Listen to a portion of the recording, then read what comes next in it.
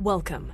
You're listening to the Malcontent News Russia-Ukraine War podcast, the show that cuts through the fog of war and updates you about the ongoing conflict in Ukraine.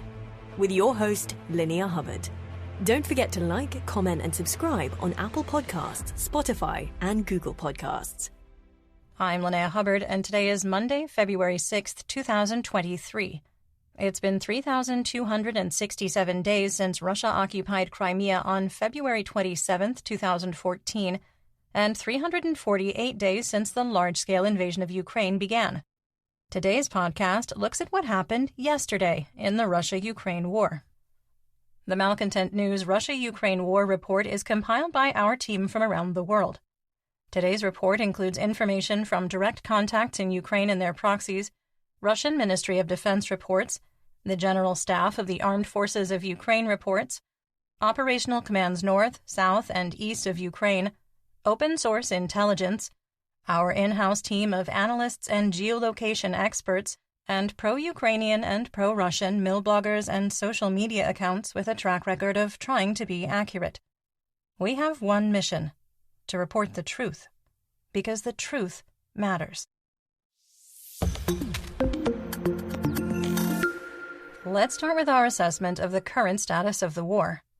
First, we no longer assess that Ukrainian forces will launch a significant military operation due to new information about the purpose of President Volodymyr Zelensky's closed-door meeting of the Supreme Commander-in-Chief with a subset of military, intelligence, and security leaders on February 2nd.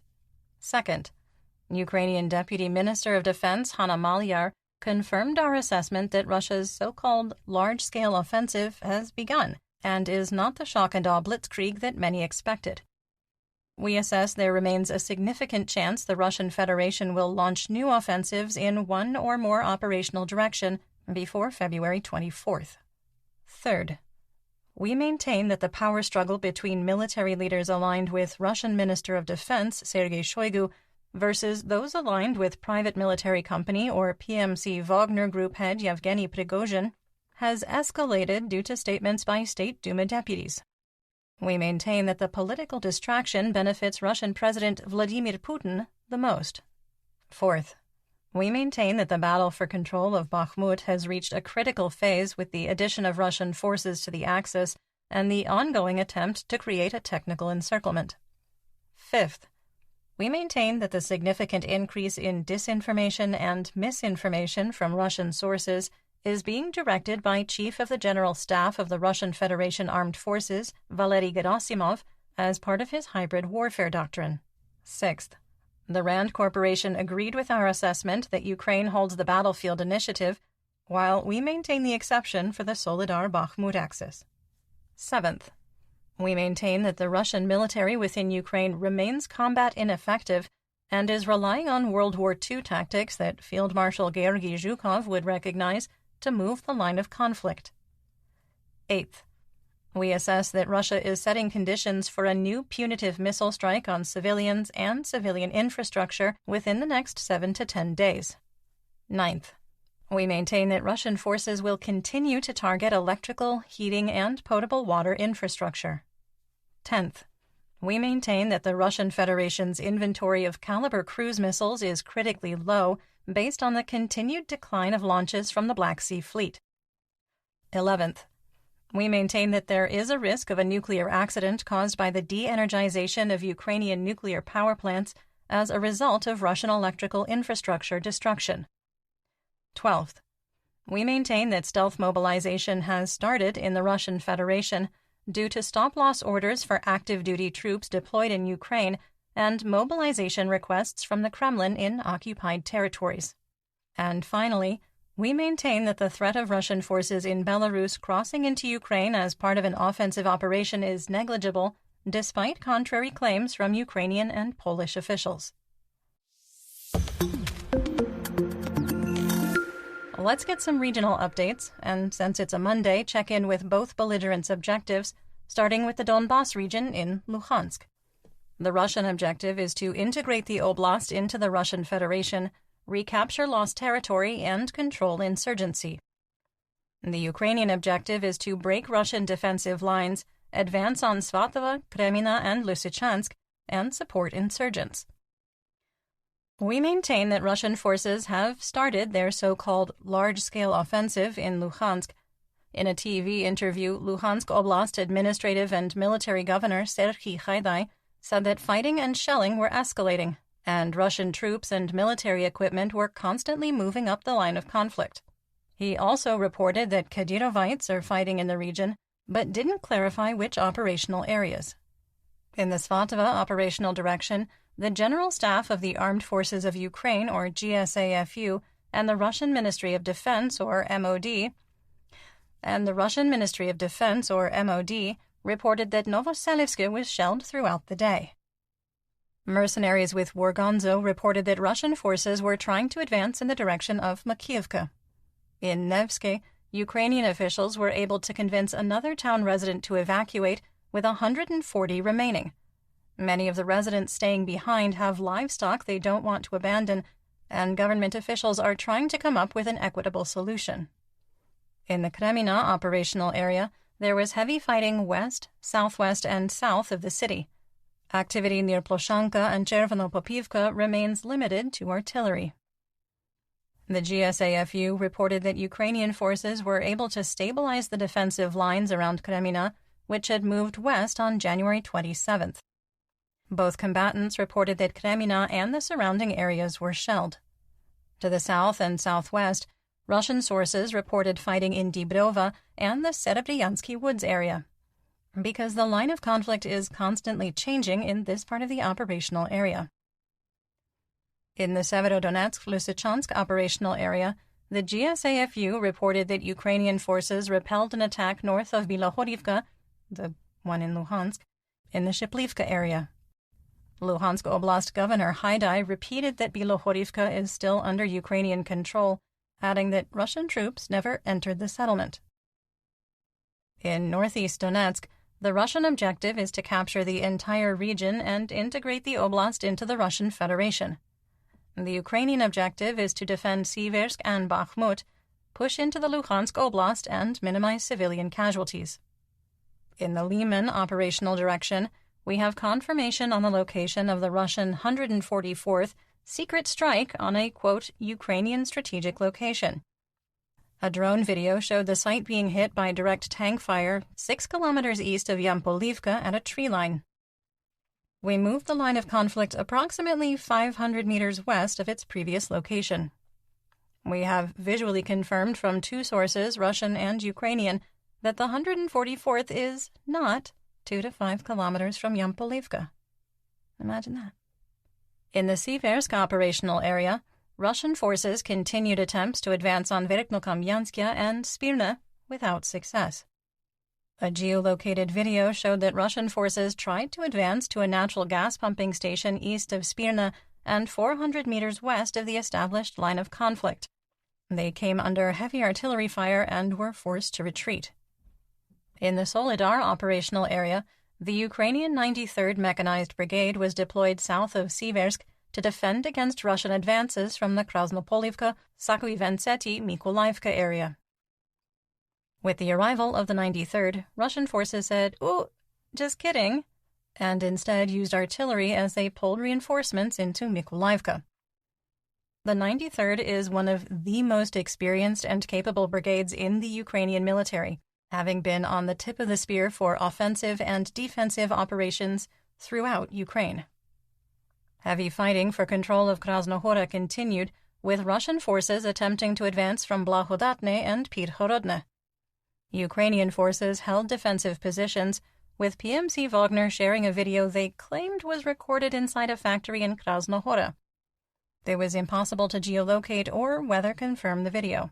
We'll have more to say about it in the War Crimes and Human Rights segment. Heavy fighting continued in the Bakhmut operational area, with Russian forces making marginal gains northeast and south of the city. Russian forces continued attempts to advance on Paraskoviivka with no change in the situation. Russian composite forces advanced another block into the residential area in northeast Bakhmut. North of Opitne, Russian forces have advanced into the city's southern edge, with a video showing PMC Wagner forces being shelled and retreating. PMC Wagner's leader Yevgeny Prigozhin denied reports that Ukrainian forces had retreated from parts of Bakhmut and that fighting for control of every street continued. In the Kostiantynivka operational direction, heavy fighting continued west of Klishchiivka and south of Ivanivske. The Ukrainian T-504 highway ground line of communication, called a GLOC, that's a supply line, from Kostiantynivka remains usable but is increasingly dangerous. Reports that Ukraine has evacuated the press out of Bakhmut are untrue.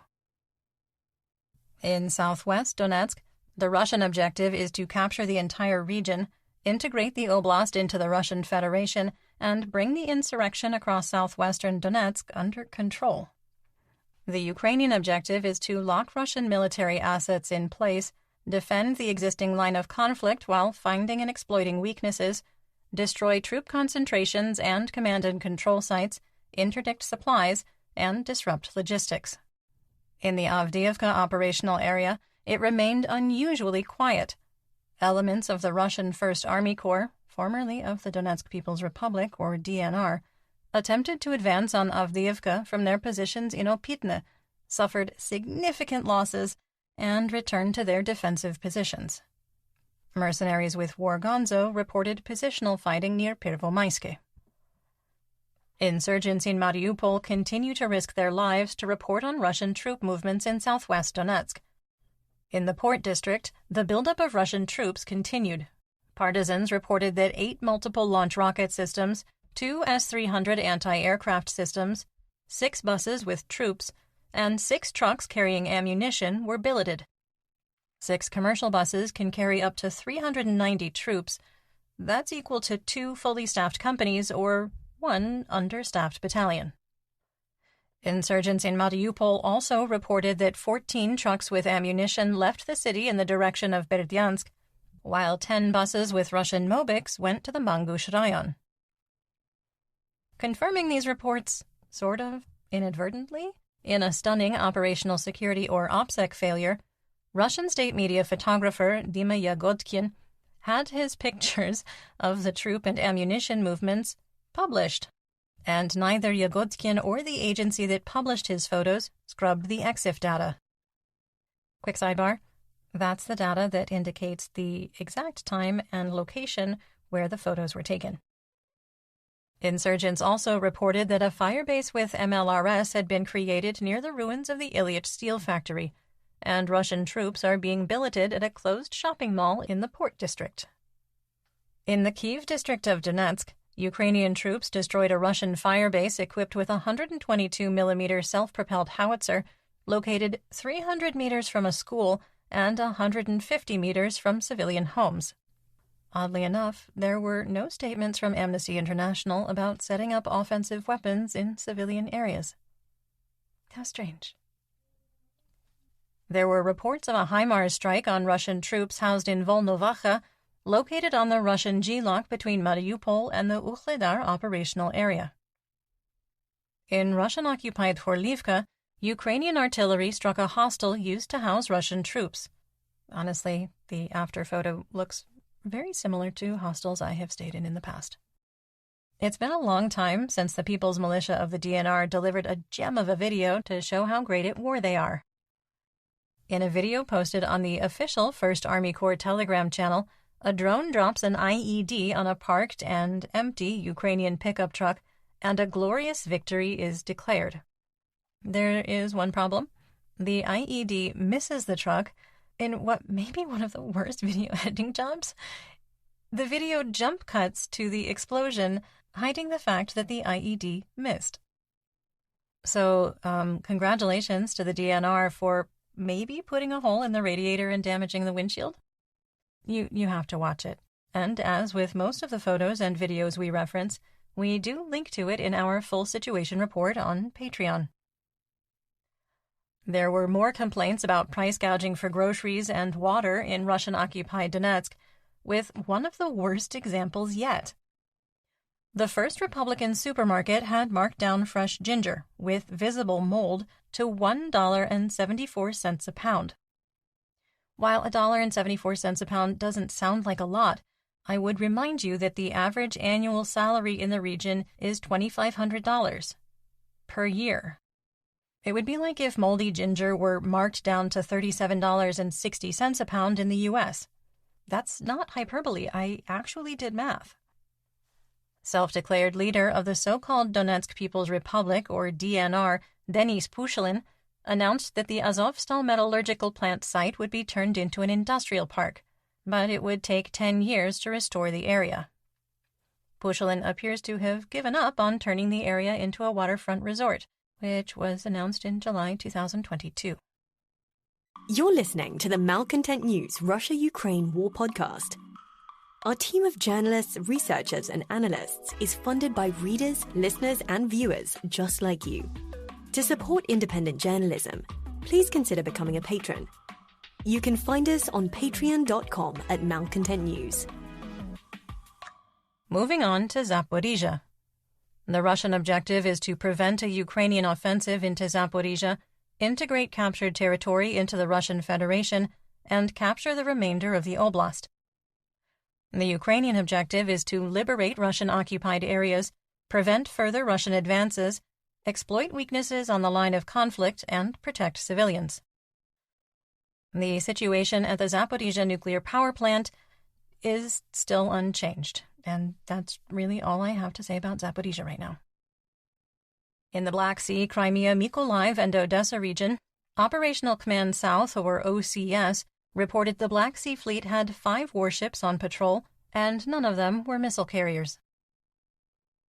In western and central Ukraine, the Russian objective is to launch terror attacks on civilians in an attempt to break morale and to maximize casualties by deprivation of heat, water, and medical services. The Ukrainian objective is to deter attacks and protect civilian lives. In Kherson, Russian and Ukrainian forces continued mutual shelling across the Dnipro River. Russian forces carried out 40 fire missions on the territories of Free Ukraine. In Kherson City, a lyceum and the shipyards were heavily shelled, along with civilian areas. Quick sidebar, a lyceum is a specialty school that typically teaches the arts, music, sports, or language arts. North of Kherson, civilian areas of Chornobaivka were heavily shelled, damaging private homes and injuring 1 person. Civilian areas of Bereslav were also shelled, causing significant damage. East of the Dnipro, the yacht club in Russian-occupied Nova Kakhovka was shelled, destroying several private boats. Shelling in Kakhovka appeared to set a fuel depot or natural gas pipeline on fire, while Russian sources reported Oleshki and Holopristan were shelled. In north and northeast Ukraine, the Russian objective is to lock Ukrainian military resources into place and launch terror attacks on civilians in an attempt to break morale and maximize casualties by deprivation of heat, water, and medical services. The Ukrainian objective is to complete the liberation of the Kharkiv Oblast, maintain the integrity of the international border, deter attacks, and protect civilian lives. In the Dvorichna operational area, activities and reports have increased. Fighting continued in Dvorichne, with a geolocated video showing Russian troops in the western part of the settlement.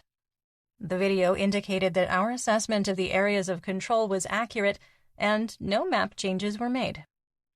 The Russian MOD reported squad or platoon-sized DRG units fighting in the area of Liman Pirshi and Hryany Kivka. The Russian MOD also reported positional fighting in the forested areas east of Kodlyarivka.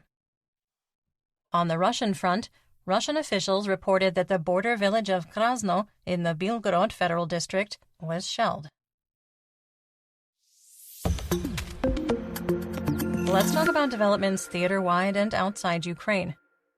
I bet you can't guess who threatened nuclear war again. Yeah, it was Russia. Russian State Duma Deputy Anatoly Wasserman suggested that Russia should carry out a nuclear strike not on Kyiv or Ukraine, but on Yellowstone National Park in the United States. Wasserman, who has watched too many bad science fiction movies on the Asylum channel of Pluto TV, believes this will cause the Yellowstone caldera supervolcano to erupt. Wasserman added, quote, then there will simply be no northern shore of the future Stalin Strait. He's referring to the Bering Sea Strait. Another thing is that the explosion will damage parts of Western Europe. This is an example of when Vladimir Putin saying, "You and I as martyrs will go to heaven, and they will simply die." End quote. If he watches any of the Discovery Channel, he knows that supervolcano is going to blow. It's not a matter of if. It's a matter of when. The European Peace Fund delivered more military and civil service vehicles to Ukraine.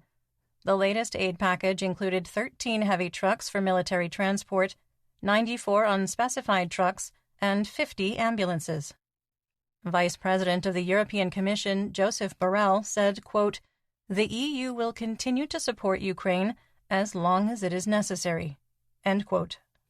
Ukrainian Minister of Defense Oleksiy Reznikov announced that Ukrainian troop training in the operation and maintenance of the Leopard 2 tank would begin today. In our War Crimes and Human Rights segment, we discuss events that might be upsetting to hear about. There is no graphic detail in today's report, but if you're sensitive to descriptions of human rights abuses, please feel free to skip ahead to the next segment. Timestamps are in the description. PMC Wagner Channel shared a very graphic video claiming it was recorded at a factory in Krasnohora.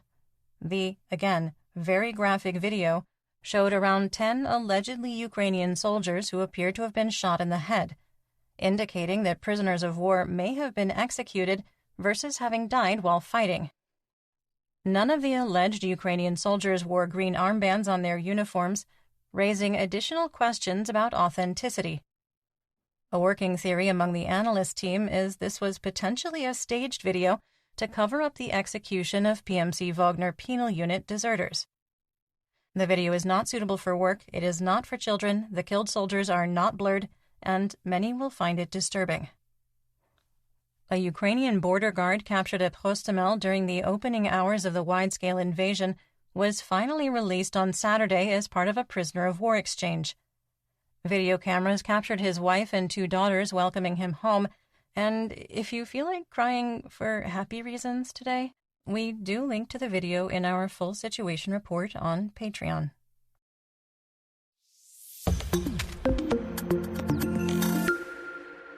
In economic news, the ruble is starting the week down with an exchange rate of 71 for $1. Western oil prices are flat, with WTI crude expecting to open at $74 a barrel and Brent up slightly to $81. Russian Urals crude dropped to an official price of $53 a barrel, with a new price cap limit of $45 a barrel now in effect. United States wholesale RBOB gasoline on the spot market continued to drop, falling to $2.33 a gallon or 62 cents a liter. Before we close for today, our thoughts are with the people of Turkey and Syria and our community of readers and listeners in the region during this incredible tragedy. And that's what we know. Join me again tomorrow for more updates. Until then, stay safe, everyone. You've been listening to the Malcontent News Russia-Ukraine War podcast. To help keep us independent, please consider providing financial support by becoming a patron. Want on-demand news in your hand? Download the Google News app and make Malcontent News one of your favorites to receive breaking news updates. Thank you for listening.